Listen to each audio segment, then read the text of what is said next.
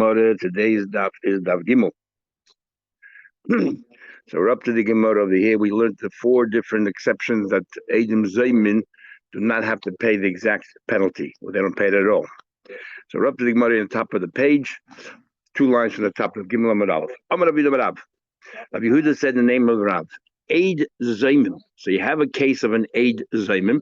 Zaymim, again, are the ones who were found to be liars because they weren't there at that particular time. I mean, the item, whatever they're describing could have happened, but they were not there. Mishalim lefi chelkai. They have to pay according to their proportion. There are 2 Eidim Zaymin, so each one pays according to their proportion. But it says in singular, so we're talking about a single Eid. So, what exactly are you trying to tell us? You pay according to your proportion. What do you mean? Ilema, is he trying to say that for example, they wanted this person to pay $100. It turned out to be that they were liars. So each one of the Eidim pay only 50. So the cumulative amount is 100. Then what do you need Rabbi Yehuda to tell us that name of Rav? Tanina, it's a clear Mishnah, as we'll see later.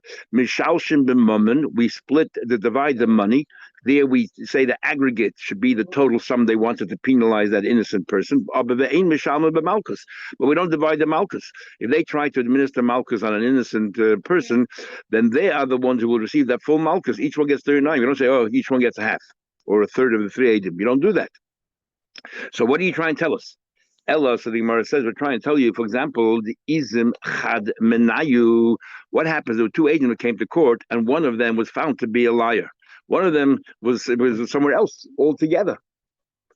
The Mishalim Palga Didei, that you pay your half. That, in other words, so when Rabbi Yehuda came along and said the name of Rav, that an Eid Zayman pays his proportion. We're trying to understand what he meant by those words. Did he mean that each Eid pays only half the amount? It's a Mishnah. You don't need the Rabbi Yehuda Marav to say that. So right now the Gemara thinks what he meant was that one of the Eidim was found to be a liar. So he therefore pays half. The other 8 pays nothing because he wasn't found to be a liar, but you were. So the Gemara, what are you talking about? We're Gimel 6 lines at the top. Umi Mishalim. In fact, do you pay? But Tanya, we learned Ein Eid Zayim Mishal Mammon Achi Zimu Shneim. If only one of them is found to be a liar, okay, we'll discount the Eidos, but there's no penalty. So Amar Rav, the Gimel Amar Rav says, but Eimer Eidos Sheker he adati. One guy comes along and says, I want you to know that I lied. That I lied. And according to some, afterwards he was found to be an Eid, according to some of the Shem. Afterwards, Eid Mizraim came along. Either he was Mazim himself, he's saying, I wasn't even there at the time. He was Mazim himself. Or then afterwards, Eid came along and said that you were not there as well. So he's agreeing, or they're agreeing with him. So therefore, maybe in that case, he should pay. Well, he should pay because he tried to make that person pay, and he's admitting now that he's a liar. Says the Gemara, Kol Kamina. If he says that I'm a liar, would he even be believed? So once you give testimony, you cannot retract. So even if he says later, I didn't, it's not, never happened, we don't believe him. So again, what do you mean? He says, hey, Abnu, we testified in another court. These and we were found to be liars. The Bezin Pliny were found to be liars. So I ran away and I'm coming in. I want to be murdered to what I did. So he's a murder in something, and another court already found him guilty. So he's not changing his mind. He's telling you a fact. Says the Gemara, but remember we had a machlekes before. If Eid Zayim is like a knas, and if it's a knas, Rabbi Kiva said, Ein mishalman al pi atzman. If 2 Eidim Zayim come in and admit to another court that doesn't happen, they don't pay because it's a knas, and you're not murdered by a knas. You don't pay by a knas because asher yashir nelakim, only a bezin has the right to make that claim. Come out, look at Rabbi Kiva. Then doesn't come out of Rabbi Kiva. That you don't pay for on your own. So this is what happened. But he said, "Hey, Adnu, Uzamnu bebezin pleni." We testified in another court. We found to be liars. And they passed down a sentence that we need to pay money and reimburse this person. And then we ran away. We didn't get paid out. So this is what he's being made. And Rashi explains that the moment he says a bezin made a psak, it's no longer a knas. Knas is you pay something that you don't have to pay. But once bezin paskind, that's called already a moment. Other Rishonim have a problem with that, but that's how Rashi learned. It's now no longer knas. So even according to Rabbi Akiva, if he's made you owe money, you have to pay. Not us. So what do you mean pay the chalkoi? So what's a bit of an chiddush then? if they were found guilty in another court. But the thing is, his friend doesn't agree, denies it. It's only he who said it. So Sal thought, based on his evidence, testimony, we won't be able to obligate the other person. He shouldn't be paying. That no, if he was made if he was made that they were found liars, and Bezin Paskin, even though his friend disagrees, his friend doesn't have to pay, he has to pay his share. Next case. So we're giving examples now where Adam Zayman come and try to harm somebody, what they have to pay in return. So here we have another exceptional case. A husband gives a ksuba to his wife in two conditions. Either he divorces her or he dies. Then she gets a ksuba from the state. But if she predeceases her husband, there's no ksuba at all.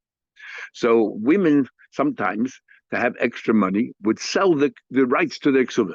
The toivas are of the ksuba, but there's a big risk because only 1 out of 3 circumstances. There's still a big risk. Two things. First of all, who knows how long you have to wait to be able to collect?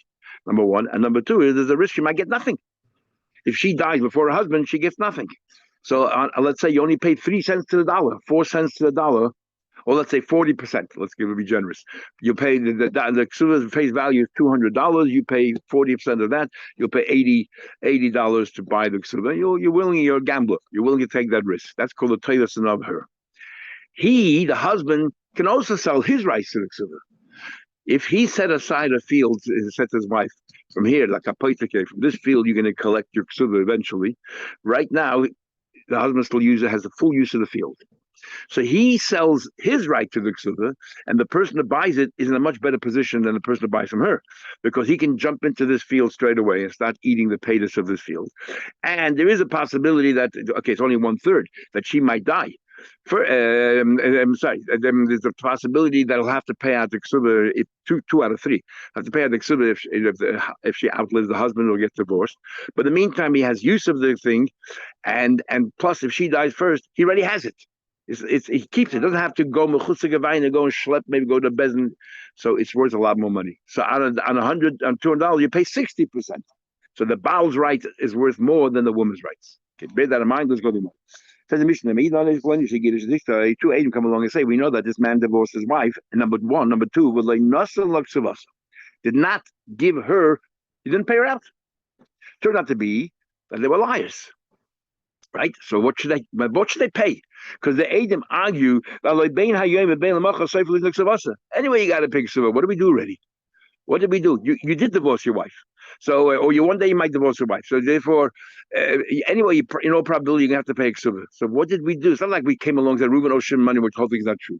Generally, our husband has to pay out ksuba to his wife. We just brought it forward. And we just said that you didn't pay her out yet, and we brought it forward. So how do you assess what the damage they try to do here? Only we assess. How much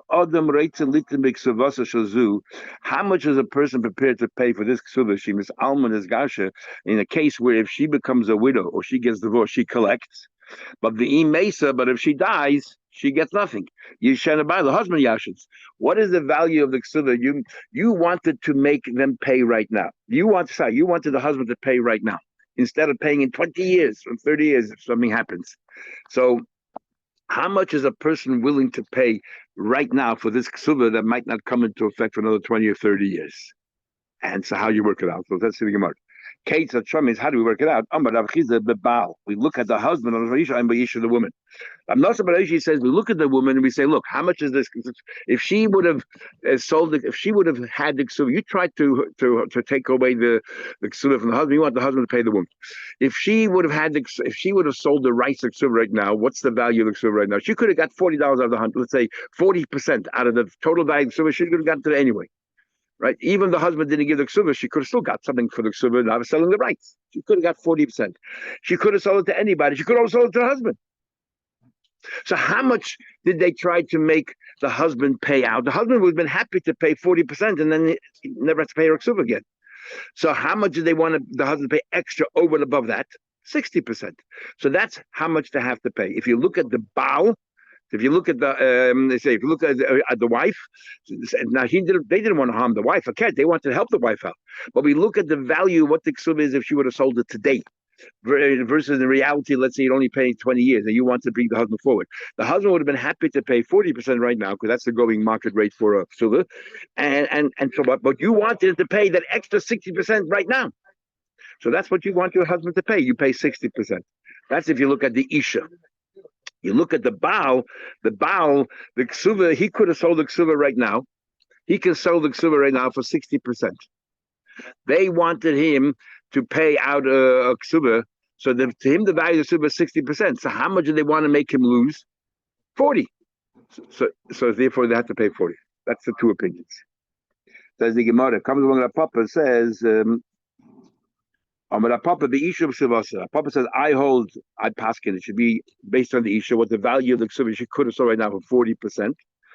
But only the Ksuva. In other words, when the woman also gets back her nichse maloi, so l'chayla, you wanted the husband, when you said you didn't give the ksuva yet, what you're actually saying is pay her out the ksuva, pay her out the nichse maloi, pay her out the nichse, you keep with your pay her money, a whole bunch of other things.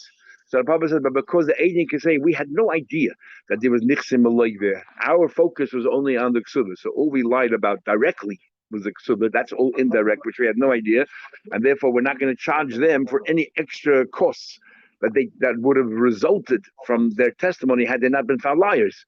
That wasn't their intent. That wasn't their focus. They had no idea. So therefore, the penalty is only what they intended, and they intended was only the ksuba. Therefore, that's what they have to pay. Next case. These are all exceptional cases. The next case is where they say Reuben lent Shimon $1,000, which is true, but they said that Shimon has to pay back in 30 days. But in fact, Shimon's loan was 10 years. So anyway, he had to pay back $1,000. But what they did was they said you don't have 10 years right to use the money. You got to bring it down to 1 year, to 30 days. So how do you assess what the damage bill here is? What did they try to do? The etzim $1,000 he taka owes. It's only a question of when he has to repay. So how do we assess that? $1,000 almanas litin loy mekan v'tzleishim had 30 days. The obvious question is we learn the Gemara soon that a stam halva is 30 days. So why, if it's 30 days, why say almanas, a whole condition? Well, that if he would have said nothing, a stam halva is 30 days. So when we get there, I'll tell you. I remember. And he says, no, I have 10 years. You assess. How much is the usage of money for extra 9 years and 11 months worth to you? The Ritva says, how do you calculate it? There's a problem here. It's mamash ribis. It's aganata. You're paying extra so I can delay the payment from 30 days to 10 years. So what's the mission talking about? So therefore some say exactly what I just said. And we're talking about if you would have borrowed it from a guy. If you borrowed, well, you're allowed to pay this. How much is it worth to you? Had you paid right now, let's say it would be 10 years from now, you have to pay $10,000. How much would if you pay right now, let's say it's $10,000. But if you have another 10 years use, he'll charge you $1,000 for that, for the use of 10 years. So that's what its value is. Even though that's not this particular case, that's the value of what they try to do, and therefore that's what they have to pay. Others have a difficult time with that because the fact is it didn't happen because there's no aganat and there's no payment. The Ritva says, and it brings from other Shayim, which he doesn't agree with, but he says other Shayim say, look at it as a business deal. As a business deal, you could have invested that $10,000 if you had use of it for 10 years. Who knows how much you would have made? You'd have made thousands. And that's what the loss that they're making. And the Ritva says there's no such thing, in his opinion, of kasha zamam when you cannot quantify what the loss is. Because this is Dav Shein Lashir. I'd win, you might lose. How much are you going to win? Anyhow, the bottom line is you have to pay for whatever the impact you'll have for the difference between 30 days and 10 years. A separate union, we're going to bring you back to our Mishnah. Shmita, you're not allowed to collect. In fact, all the loans are forfeited. You're not allowed to approach the person and ask for the money back. The Mishnah here says 10 years. 10 years means you have to go through a Shmita. So there's no loan. So in fact, what they try to do is, you borrowed for 10 years, which means you owe nothing. And they want you to pay the $1,000. So it's not a question of time. The whole loan is a chay that they wanted to create because you would be bought it because you go through a shmita. Says the Gemara, even though the payment date is not on the year of Shemitah itself, but beyond it, because you went through a Shemitah, it cancels it. I haven't got the Hashar Lakina Bela Yigais. The East of La Yigais don't approach, doesn't apply because during Shemitah you're not going to approach them. Nevertheless, so also the Yigais, but eventually you come to Yigais. So therefore, and retrospectively, you went through a Shemitah. It's awesome. Most if I've come from our Mishnah says the difference in the value of the use of $10,000 or $1,000 over 10 years. If you can tell me if you tell me the Shvi cancels alone, then he would have to pay nothing because it went through a Shemitah, and now you want me to pay whatever it is. So you don't want to pay me the difference between 10 years and 30 days. You got to pay me the full loan. Because if you lend somebody money for 10 years, you would have taken precautions because you know that it'll go through a Shemitah.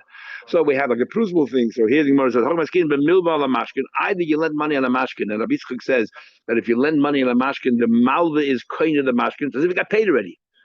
You want the mashkin back, give me my money. So therefore, there's no problem with Shemitah. Or you gave over your starter to Bezin, that they're the ones that are collecting. Rashi says this is provable. Tais is another is trying to say there's a Mishnah where it says Hamoisa Shorosh for Bezin v'ha provable. So it's not the same thing. Did not we learned Hamabel Hamashkin Hamishor Bezin Eimam Shemitah no Shemitah. That's one version. Ikadam, the other version of the Gemara is Omer Rabbi Shmuel Hamabel Chayv Bezin Ein Shvi Mishabtase. The halacha Shvi does not cancel. Baba doesn't let you guys. Lepoyo, there's still an outstanding chayv during Shemitah. But Hashtami let you guys during Shemitah. He would never approach you. I support you from the Mishnah. No, but what we had a question before, and now is a support. What you pay the difference. Now, but if she's going to cancel, then cool. Now everybody have to pay.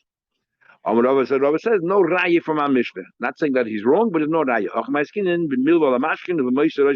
Did not we learn?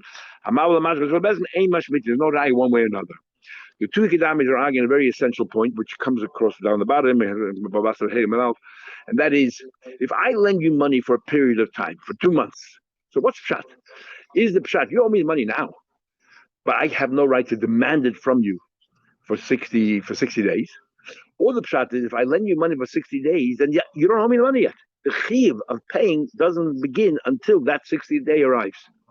And that's the two opinions in Gemara here. If you learn the chiyuv is already there, it's just a question when I can approach you. So we say, then Shemitah is mishamet, because the chiyuv is outstanding. And then just because of the poil, I'm not going to go to you, but you owe me the money. So we run through layigais. But if you learn that there's no chiyuv at all, until the 10 years come up, then we the Shemitah come in there. That's the two opinions. Sorry? Only if it lands in Shemitah. Yeah, they're only telling exactly. Only lands in Shemitah. And we say Shev Shemitah is what cancels. Another thing, a guy says, a friend, I'm lending you money on the condition that you're not going to use the Shemitah excuse to cancel the Chayv. I make a Tanai ben Mammon. Shvir Meshametis. Nevertheless, it sounds like Shvir cancels. Why? Because the Torah says Shemitah cancels. Lema, does that mean that Ksava Shmuel Masne Amasha Kosa B'Toirahu? Because you're telling me that this is making conditioning, even though it's a money matter. Masne B'Toirahu bottle. Is that what you're saying? Well, Itma, we learned elsewhere. I'm telling you this, but I don't want you to have any kindness to me that I cheated you. That it's a sixth, profit or more. Rav says Yesh lo no, you can't make a Tanai against the Torah, but Shmuel says Ein lo no. The Tanai is effective. In other words, you can make a Tanai when it comes to Davar Sheba Mammon against like Rabbi Yehuda against the Torah. We learned already a comment for Rav Anan, and he explained I heard directly from Shmuel as follows: it depends on the words you use and the nuances. If you said Almanas she'ein loch alayano, you don't have kindness of an to me. Right? The din Torah of an applies, but I don't want you to say that you're not going to use this din Torah against me. No, you can be meichel your rights, and you're going to pay me, regardless of the fact that I'm charging you 50% above the market value. Then ain't loyal. Then it's a try is effective. But if I say I'm a nas ain't boy, I'm saying that there's no in it. How do you? But the fact is there's no. Big machlek is Rashi and others show him how to learn it. Rashi learned the way I just told you. He's saying I'm saying a condition that I'm not cheating you. That there's no cheating here. I'm giving you this is really what it costs. and it turns out to be that he's a liar, then there is no. Because why? Because the fact is that he said on a condition there is no, but you can't make a condition against the Metzias. The Metzias is that it's worth $10, you probably $20 for it. So therefore, the Tanai falls apart. That's how Rashi learns. Then the problem is, what's it do with Shemitah? When you say Reimbo Shemitah, you're talking about the halacha Shemitah, and here you're talking about the Metzias. And Taisus, therefore, in other places explains Rashi that they're talking about the language, that it's similar in the language. But other Rishonim learn no, that when you say Halmanashe Ein Boyano is not that I'm telling you it's the Metzias or no. Metzias there is a no. But the din of a no from the Torah shouldn't apply here. Not because you're Meichel but you ain't Boyano. I don't want the din of the Torah to apply here. You can't go against the Torah. If I say the din of the Torah applies, but I want you to be Meichel, you're right, and pay me the extra regardless, that I can do. Make it tonight against but tonight my mom helps because you're Meichel. But if I say Menashe ain't Boyano, the din of a no should apply. How can I say that? If I say Menashe like Tisham that you should not use the rule of Shemitah to not to have to pay me. Nobody can be Meichel the rights to Shemitah, then Ein Shvi B'Shem Tosai. I can make such a tonight. Menashe like Tisham Taini Shvius. But if I say on the condition that there's no Shvius at all, then Shvius B'Shem Tosai. What do you mean? How can you say there's no din of Shemitah? There's a din of Shemitah. Tony will learn. If I lend you money, stam 30 days is a loan. Big Machlek Zeshem, this only applies to halvana money or also to any loan. But Rashi himself, Shabbat says it only applies to halva money because money is supposed to be used. So how can you pay back straight away? So 30 days. But if I lend you something on hammer to use, if I don't spell it out, I can come to you the same day and demand it back. We don't say stam halva, but stam sheila is 30 days. Anyway, other Shem disagree. So Amal is Chavei B'Stam. I cannot demand it back from you for less than 30 days. That's only told by Ben Bilvashtar. The Bilvashtar takes an effort, it costs money to write a star. 30 days minimum. Our Milvaped on oral loan, I can come back to you the next day and demand my money back. This is my uncle, my dear uncle said. The Echad Malva Peh. You cannot demand the money back before 30 days. You cannot demand the money back. The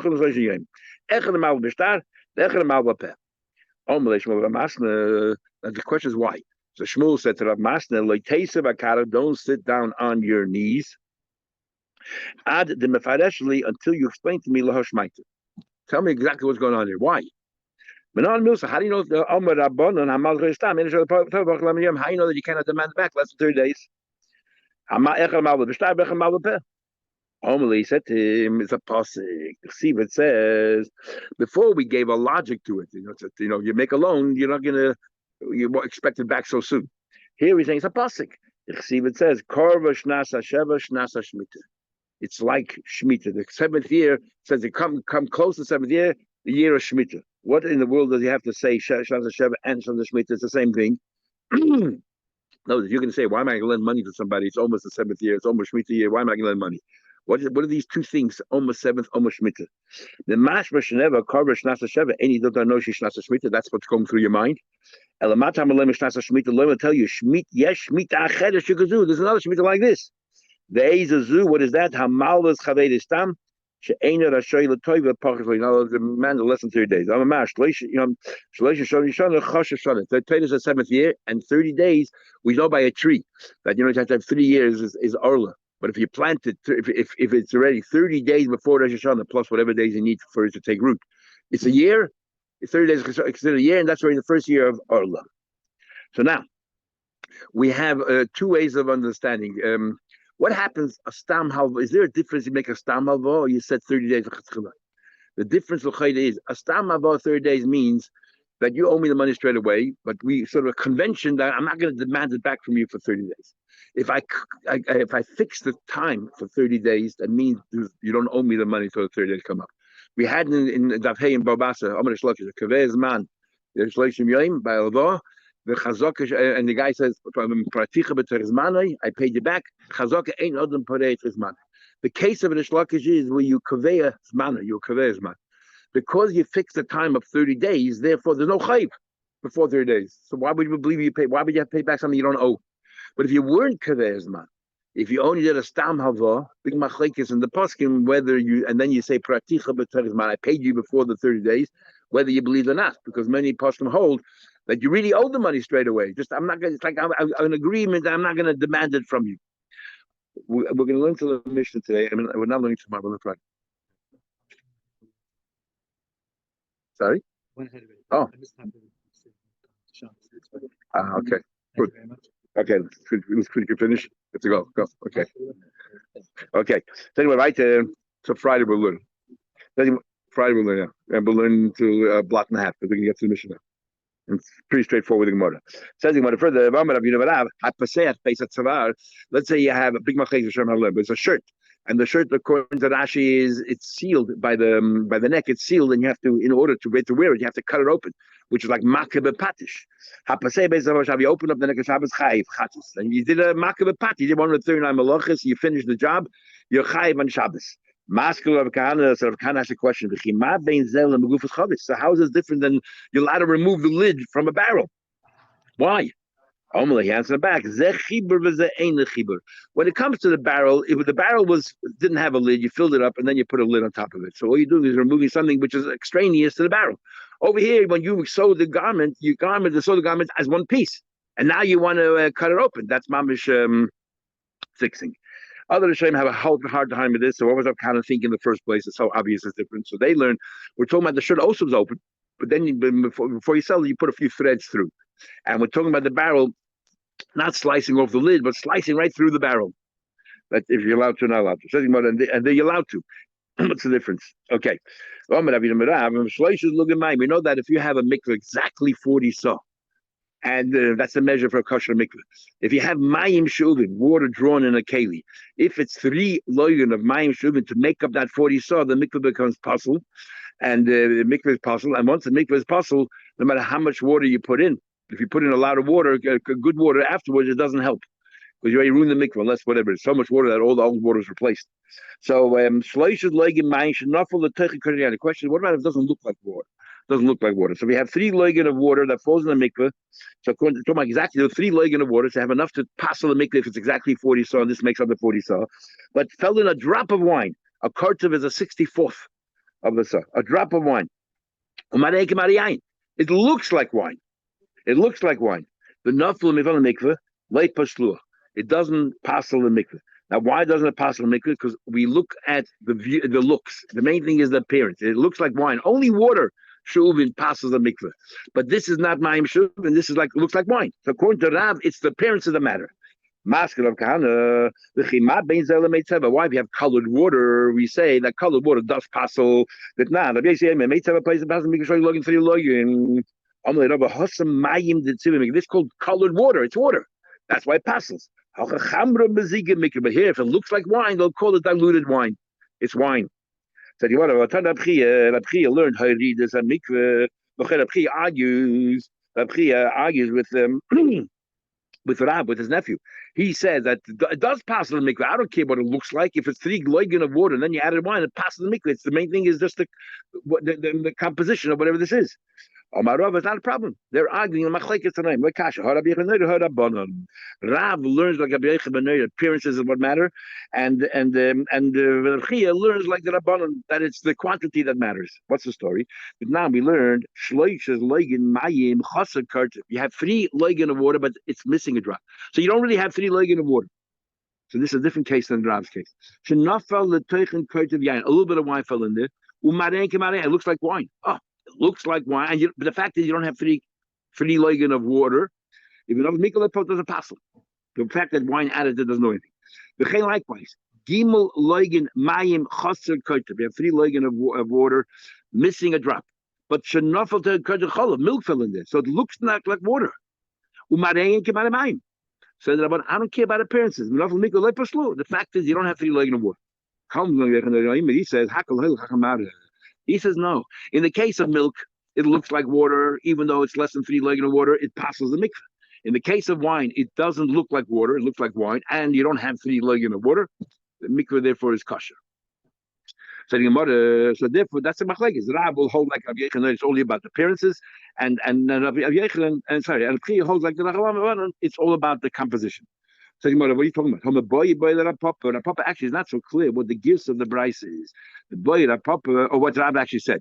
Papa asked, Rav, does Rav say chosar kartav? In our version of the Gemara, Rav says that you had 3 leggin of water, that a little bit of wine fell in there. Is Rav actually learning in the Brisa? How did Rav learn the Brisa? In his version of the Brisa, when it's like our version, chosar kartav. In other words, you don't have 3 leggin of water. And the whole machlekes is it only appearances or not? So therefore, Rav follows Rabbi Yechon ben Noida. All we care about is appearances, and Rabbi Chia follows the Rabban. All we care about is the composition. But Avol Shleisha's legging the Tanakama. What would if this Bryce is only talking about it's missing this 3 legging minus a curtain? What would be the day if you had 3 legging that's mamish water? Then possibly I don't care. It looks like wine. If you have 3 legging of water, with taka pasul. The only reason why it doesn't pasul is you have less than 3 legging of water, and milk doesn't make a difference. But if it would be 3 legging of water, and then wine and looks like wine, doesn't bother me. But also, Rabbi Yechon says no. Everything depends according to appearances. So therefore, the way we just said, or maybe Rav and Rav all we care about appearances. Maybe Rav's version take away the word chaser. Just say Rav. The Bryce is talking about a case where you have 3 leggin of water, and the Chachamim hold that you need sai the shear. And that you need the shear. You learn the mice like this, that you have 3 leggin of water, then and what do you call it? You have 3 leggin of water, and wine fell into it. It looks like wine. Chacham hold in order for it to pass, you need sai the shear and sai the look. So you have 3 leggin of water, but it looks like wine. It does not pass the mikvah. Does not pass the mikvah. Follow? The case of milk is talking about, according to this version, it's less than 3 leggin. So even though it looks like water, I need a share of 3 leggin. But the Chacham hold that in addition to the share, we also need appearance. So if you do have 3 leggin of water, but it looks like wine, it won't passel because it looks like wine. And Rabbi Yechon ben Noida only argues on the case of less than 3 leggin. He holds that if there's an appearance, if it looks like water, is enough already. Either shear or water or appearance. If it looks like water, you put milk in there, and now with water it'll pass. In that case, since the Rav who says that 3 leggin of water, that a little bit of wine fell in, and it looks like wine, does not pass the mikvah, goes going to everybody because you need shear and appearances. So the Papa's name is so sure. Yes. Yeah, I think I've missed something. So what happens with the mikvah? The mikvah is just under 40 saw. Right. And so you've got your 3 leggin that would make up the 40 saw, but you can't add it. It would postle the mikvah. I don't get what I've missed something. I'll tell you, because the mikveh has to be natural water. Yeah. Mayim shuvin is drawn water, and drawn water is posel. My term is rabbanon. A mayim shuvin for mikveh.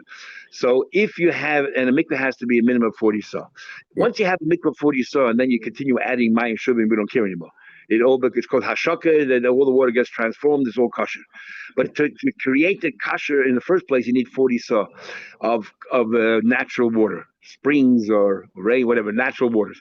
So if you brought in a pot 3 leggin of water, that now completes the mikveh to 40 saw, that's it. You made it pasul mikveh. So if afterwards you keep on adding rainwater and all that, it doesn't help because you already have established it's a pasul mikveh. So that's a 3 leggin. And we're saying the 3 leggin, what happens if it doesn't look like water? It's only water. If you put 3 leggin of wine, it doesn't ruin it. It's only if it's water. Mayim shuvin. So the Gemara concludes that even though our Papa is not sure exactly how we understand the Brisa, whether it's talking about 3 leggin minus a drop or 3 leggin and then you add it a little bit, it just looks like wine.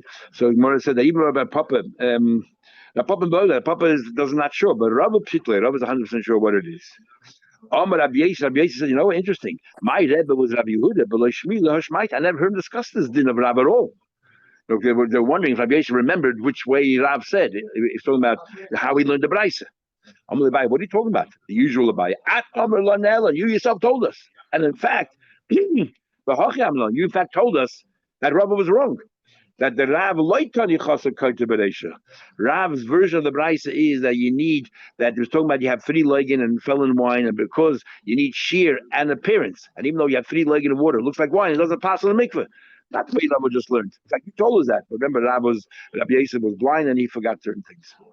Rabbi Yochanan, I'm saying, Rabbi Yochanan only argues in the case where it's less than 3 legin, but there's milk added to it and it looks like water. Do we treat it like water or not? But in the ratio where you have 3 legin of water and then you add some wine to it, it looks like wine. Everyone agrees that, well, according to Rabbi Yochanan, it's all appearances, but it looks like wine, nothing to talk about. According to the Rabbanan, you need a quantity and appearance. And since you only have the quantity of 3 legin of water, but not the appearance, it doesn't pass. But I've not given hakel.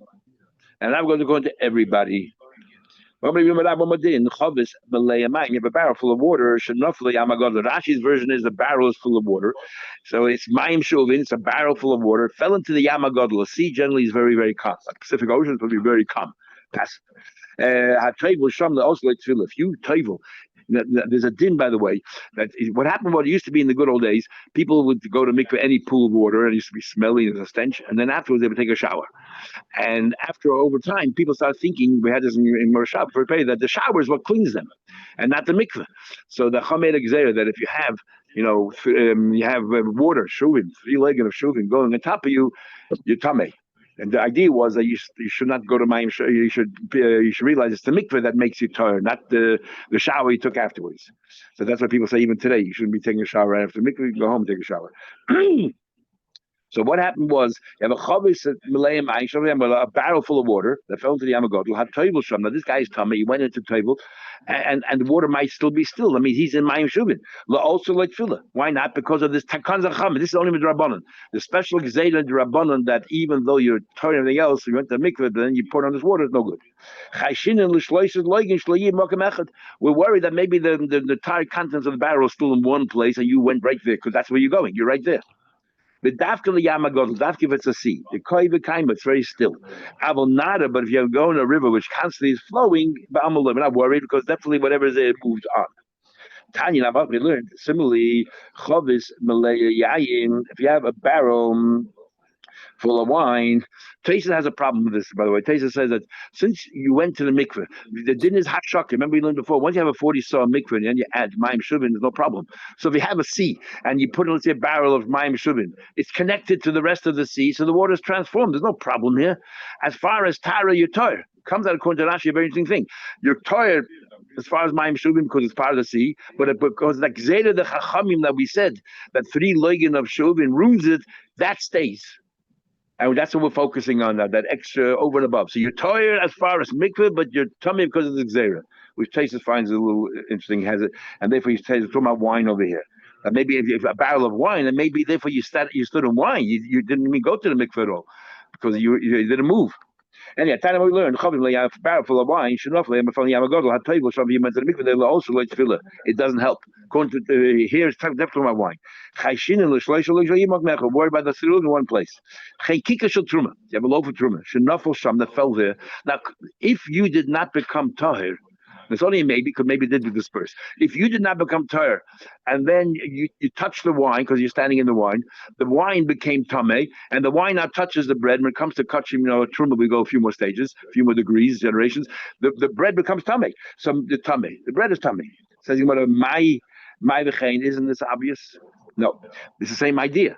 I would have thought, you were tummy. You walked into the water, and the question is the wine there or not? So we'll be machmer. Look, you want to change the status quo? Prove that the wine moved on. Here the truma was tired till now and fell in. Maybe there we should say, well, we don't know what happened. Let's rely on the fact that till now was tired. That we are machmer in both cases.